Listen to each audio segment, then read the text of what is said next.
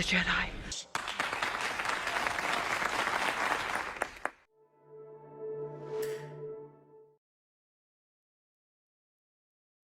So this week we've got a few really good nominees for Seal of the Week.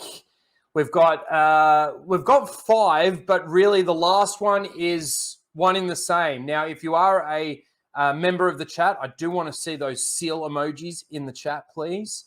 So here we go. Nominee number 1 comes from Qui-Gon, in brackets, of course, Jenna. Oops, didn't mean to do that. Now, she's a 34-year-old mother that's a she, her. This is another thing that I do notice with a lot of the seals that we go through. A lot of them are these pronoun people. I don't know how long they've actually been Star Wars fans for. I don't really get it.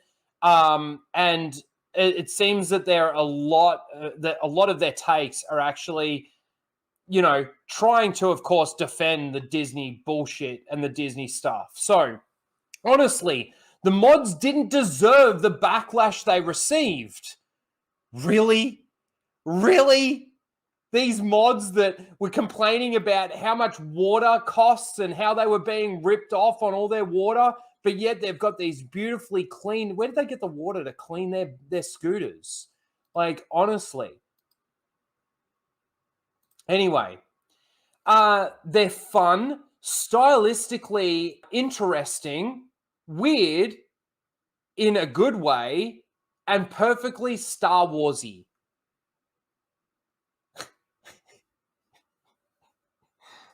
Really?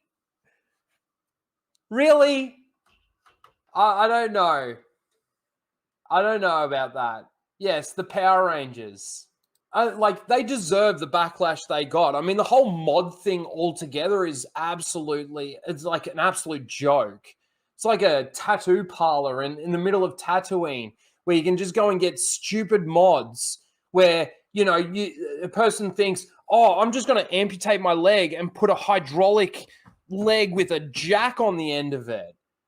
Or I'm going to make a slit in my wrist and insert a little flamethrower because that'll do some damage.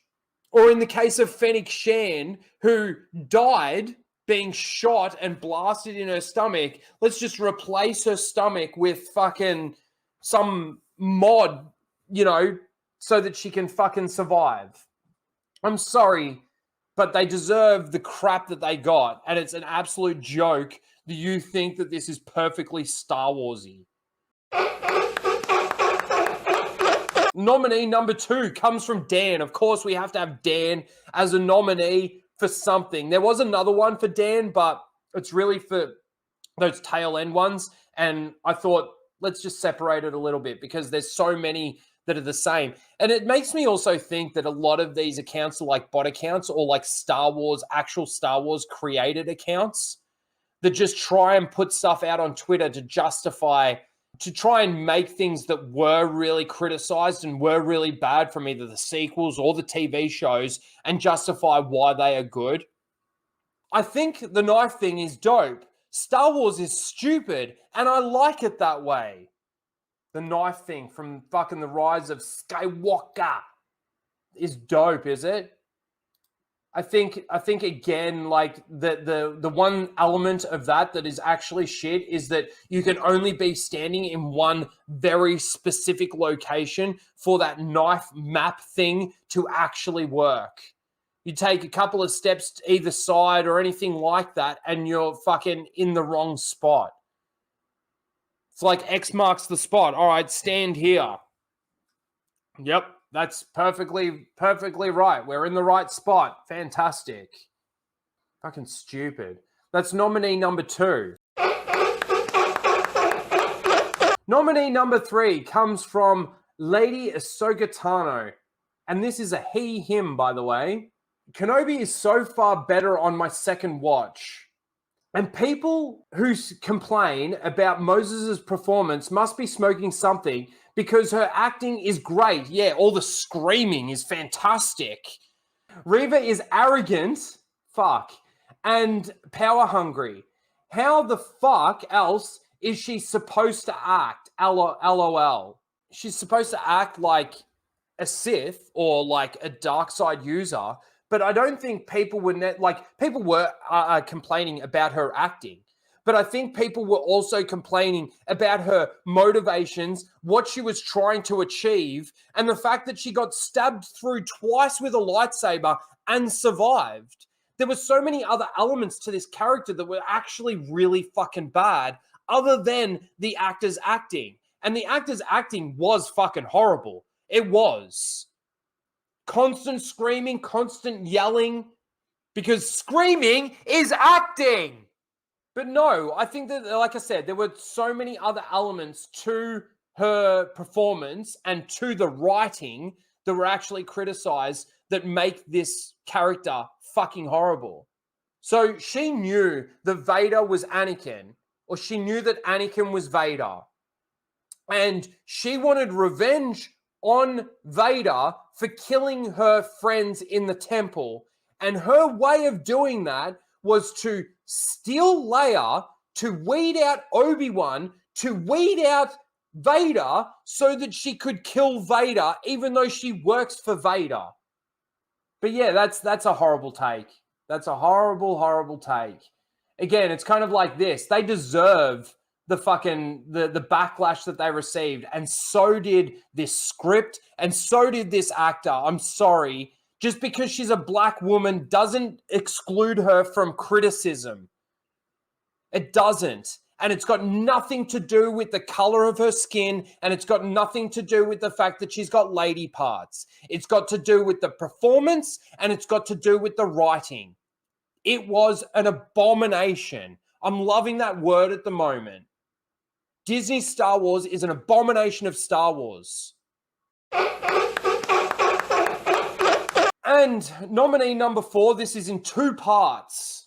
If the rumor, this comes from Star Wars Academy, if the rumors are true and we are in fact receiving an Heir to the Empire film from Dave Filoni, there are 2 characters that are crucial to that story.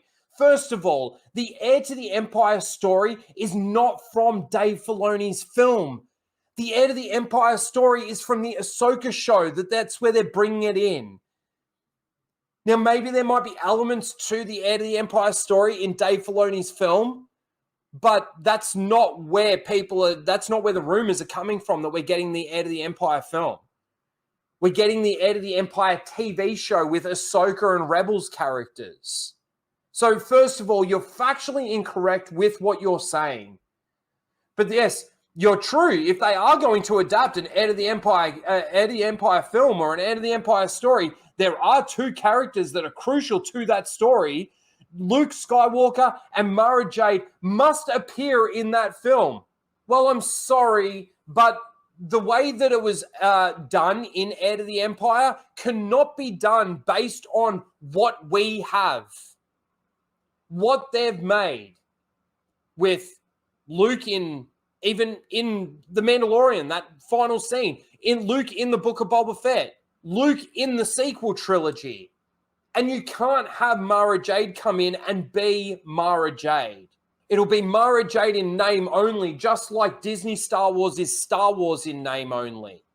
And then and then the Disney SEALs out there want to complain to us fans that EU elitists and we love the EU and all of this kind of stuff, and we would rather them just adapt the EU. And they go, but they're bringing it in. No, they're not. They're completely destroying. They're stealing it and they're destroying it. And it's becoming, what is it? An abomination of what it was. And this comes in 2 parts. So from Star Wars Academy, this must be a follow-up. Let me just check the dates here. So that was the 18th of May. This one he put out on the 18th of May. So this was at 8:43 and this was at 10:12. So this is after all the replies and everything to this, because even I replied to it. First, Mara Jade can't work in Disney's stupid canon with how Luke ends up. He can't work in the story either. Second, it's Ahsoka that's stealing Luke's Heir to the Empire story in the Ahsoka show, not Dave Hack Filoni's movie. Disney Star Wars isn't Star Wars. So that was my response to that. But this is like the second part. This is obviously the day's gone and he's seen all the replies and all the responses and all the comments and everything. And he comes and says this: there are a lot of people saying Mara Jade should not appear in the new canon as she's never mentioned in the sequel trilogy. I'm sure that's not the only reason people aren't saying it. Not just the fact that she wasn't mentioned in the sequel trilogy. It's also the fact of, again, what we saw on the screen it doesn't fit. She can't work in the story. She's the Emperor's hand. So can she still hear the Emperor because the Emperor's still alive? That's another thing. I didn't even think about that until just now. Is she still working for the Emperor because the Emperor is still alive? It doesn't work. Anything can happen in the 30 years leading up to the sequel trilogy. So I don't think that's a valid reason to not include her in the new canon. I think the most valid reason to not include her in the new canon is the fact that she can't be partnered up with Luke. Oh, unless they do it as like 10 years after, like during that Mandalorian period, they get together and then she dies, or I don't know. I don't know how the character of Mara Jade can fit into the new canon. But those are your nominees for this week's Seal of the Week. Number one is your mods they shouldn't have received the backlash that they should have received. You've got Dan loving the fact that the knife was fucking great, but Star Wars is stupid and he likes it that way. You've got Lady Ahsoka Tano, which, like I said, is a he, him, by the way, saying that Moses' performance was fantastic. And if you think otherwise, or you complain or criticize her, you're smoking something. Her acting was great, and the way that she portrayed the character was perfect in her eyes, or his eyes, sorry. And then you've got Star Wars Academy in the two parts that basically Mara Jade and Luke Skywalker need to appear in the Heir to the Empire adaptation of Dave Filoni's movie, factually incorrect, and that people were actually saying that Mara Jade can't work in the new canon, and this person still thinks that they can. All right. So in last place is number one. Honestly, the mods didn't deserve the backlash they received. They're fun, stylistically interesting, weird in a good way, and perfectly Star Warsy. So obviously didn't get enough votes, but still a great contender. In, let's say, third and second place is we'll start with number 4. So Star Wars Academy says, if the rumors are true and we are in fact receiving an Heir to the Empire film from Dave Filoni, there are two characters that are crucial to that story. Luke Skywalker and Mara Jade must appear in that film. And then goes on to say, later on that day, there are a lot of people saying Mara Jade should not appear in the new canon as she's never mentioned in the sequel trilogy. Anything can happen in 30 years leading up to the sequels. So I don't think that's a valid reason to not include her in the new canon. I think there's some very valid reasons to not include Mara in the new canon. And tied in that spot, second and third, is Lady Ahsoka Tano with Kenobi is so far better on my second watch, and people who complain about Moses' performance must be smoking something because her acting is great. Reva is arrogant and that's not what I said earlier. Reva is arrogant, power hungry.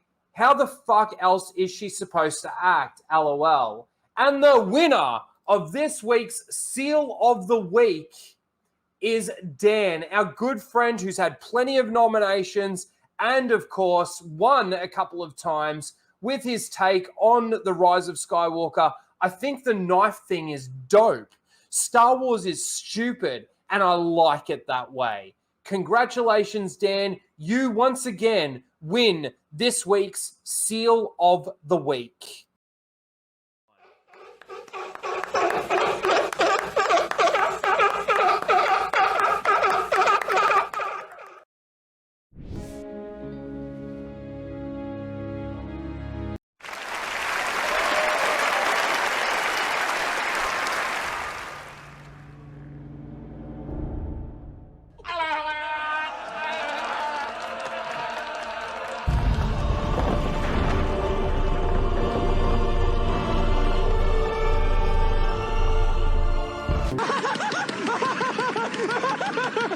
I'm all the Jedi.